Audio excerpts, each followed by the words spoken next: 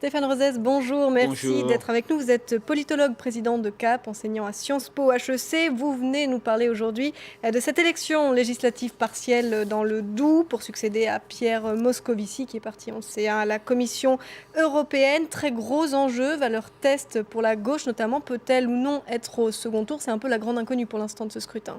Oui, c'est un scrutin évidemment symbolique, vous l'avez dit. D'abord, évidemment, l'ancienne circonscription de l'ancien ministre de l'économie, maintenant commissaire européen, au moment où la Grèce a adressé un signal aux autorités européennes. Et puis, bien évidemment, après le drame des attentats islamistes. Et puis, un sursaut national qui a entraîné dans les études, dans l'opinion et au travers des études, une remontée quand même du couple exécutif. Alors est-ce que ce national peut avoir un impact sur des enjeux locaux, puisque ça reste une élection locale? Écoutez, quand même, des élections locales intermédiaires sont très marquées par une volonté de se mobiliser et souvent les dimensions locales sont très importante. On risque quand même d'avoir une participation assez faible parce que autant les phénomènes nationaux de climat national qui favorisent un couple exécutif qui a su porter par le pays, par son inconscient collectif, avoir l'attitude, les mots, la posture qui convenait, autant au plan local, ce sont quand même des considérants très locaux qui risquent de poser. C'est un territoire quand même plombé par le chômage, extrêmement populaire. Est-ce que tout ça peut jouer vraiment ? Oui, effectivement, vous avez tout à fait raison de dire ce qu'est cet endroit de Montbéliard. On est au cœur de la classe ouvrière. Des ouvrages de sociologues ont beaucoup porté sur cette région. C'est l'automobile, c'est Peugeot. D'ailleurs, c'est une terre qui n'a pas été toujours facile à la gauche, même à Pierre Moscovici, qui a fait des allers-retours, qui a été battu, qui a été gagné. Non, c'est une terre véritablement aride. Et vous avez raison, quand même, le quotidien des électeurs est marqué par cette difficulté. Le FN, lui, joue quand même aussi sur la vague des attentats, ces fameux tracts sur le péril islamiste. On l'a plus entendu sur ce terrain-là que, par exemple, sur l'économie sur une terre ouvrière. Oui, c'est vrai, vous avez raison. Disons, à qui a profité pour faire vite la réaction nationale, le sursaut national, à la fois au couple exécutif au plan national, et puis dans les derniers sondages, on le voit, le Front national au plan électoral, en cas de simulation présidentielle aujourd'hui, Marine Le Pen continue à progresser. Alors je fais partie de ceux qui pensent que s'il n'y avait pas eu ce sursaut national républicain, Marine Le Pen aurait encore plus progressé. Que disons, cette progression a été modérée. Pourquoi ?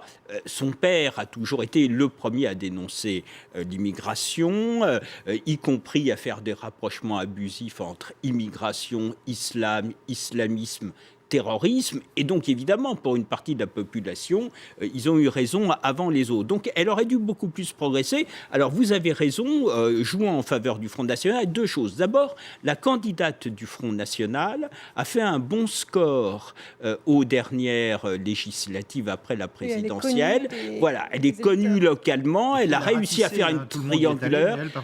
Absolument. Elle a été élue députée européenne, donc ils ont un ancrage, et on sait que c'est important, cette dimension ancrage. Donc ça joue pour elle. Deuxièmement, on l'a dit, vous l'avez dit à juste titre, une forme de désespérance locale. Et puis, une période où à la fois la question sociale et la question nationale semblent jouer dans ce type de terre en faveur de l'extrême droite. On va l'écouter, Marine Le Pen, qui évidemment se voit au deuxième tour. Je pense que nous arriverons en tête à cette législative. Donc nous verrons face à qui, on va voir comment la dynamique se met en œuvre. Ça rend évidemment l'hypothèse d'une victoire plausible, pas certaine, car une élection n'est jamais certaine, mais plausible.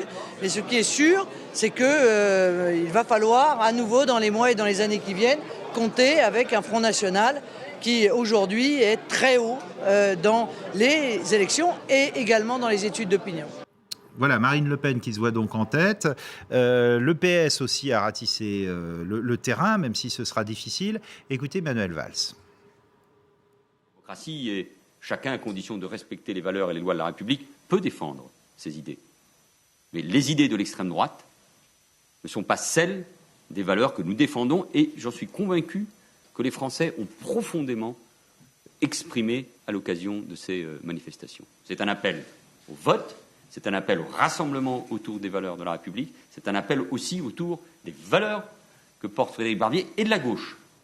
Alors, la visite de Manuel Valls qui a quasiment tourné au fiasco entre les coupures d'électricité, les protestations des notaires devant la salle, c'était une bonne idée qu'ils viennent quand même soutenir comme ça ?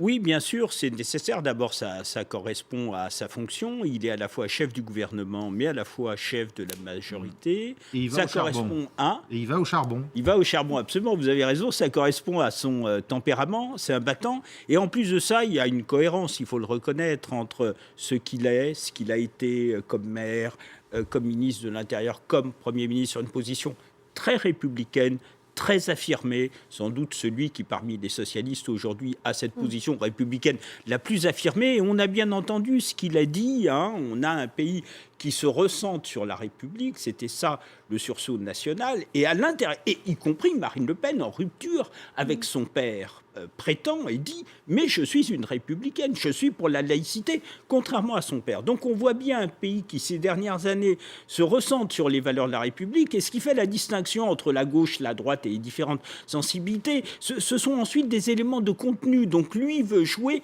à plein là-dessus pour essayer de bénéficier de l'effet 11 janvier, on le voit. Et puis, vous avez mis ce passage de Marine Le Pen que je n'avais pas eu auparavant, qui est tout à fait intéressant, parce qu'on sent le sujet de Marine Le Pen. À la fois, elle veut montrer qu'elle avance. Son sujet, c'est la question du deuxième tour. Et elle a dit, dans les années qui viennent, il faudra compter. Alors, on sent que son sujet, c'est... Elle se sent, pour partie, portée par une partie du pays. Son sujet, c'est... Est-ce qu'on est prêt réellement à exercer le pouvoir au plan national ? Donc son double sujet, c'est gagner au plan local les deuxièmes tours, pas seulement être en tête au premier tour. Et puis deuxièmement, elle a un problème qui est que... Elle se positionne. Voilà, elle se positionne. Et entre les deux, les départementales en mars qui seront aussi importantes. Merci beaucoup Stéphane Rosès, président de CAP, enseignant Sciences Po et HEC. Tout de suite, le journal sur LCI.